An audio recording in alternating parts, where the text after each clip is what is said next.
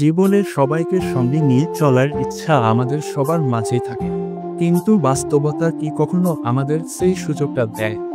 সবাই যখন তোমাকে ভুল বুঝে, তোমার স্বপ্নকে ঠাট্টা করে, তোমার পথ চলাকে তুচ্ছ মনে করে, তখন তুমি একা হয়ে পড়ো। কিন্তু এই একাকিত্বই তোমার আসল শক্তি হতে পারে, যদি তুমি শেখো একা চলতে। সফল মানুষরা সবাই এক সময় একাই হেঁটেছে। তারা কারো প্রশংসার জন্য কাজ করেনি, কারো হাত ধরার অপেক্ষা করেনি।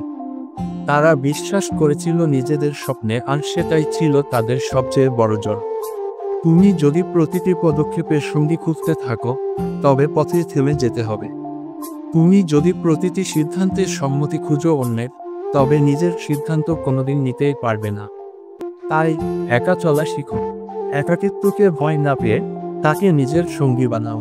তোমার ভেতরের আলোই তোমার পথ দেখাবে। শুধু সাহস রাখো, নিজের প্রতি বিশ্বাস রাখো, তাহলে একদিন সবাই তোমার পাশে দাঁড়াবে। কিন্তু তখন তুমি কারো প্রয়োজন করবে না, কারণ তুমি তখন হয়ে উঠবে নিজের চেনা ছাড় থেকেও বড়।